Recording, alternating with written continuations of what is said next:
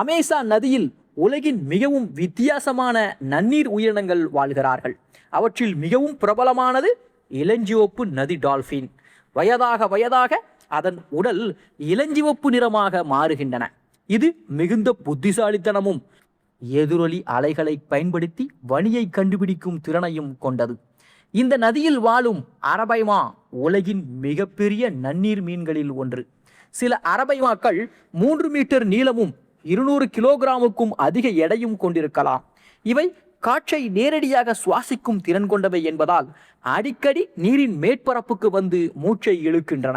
அதை போல அமேசான் நதியை பற்றி பேசும்போது பிரானாவை மறக்க முடியாது.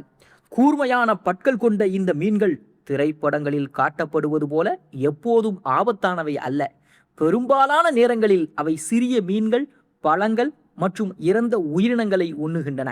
இருந்தாலும் உணவு பற்றாக்குறை ஏற்பட்டால் கூட்டமாக தாக்கும் திறன் அவற்றுக்கு இருக்கின்றது.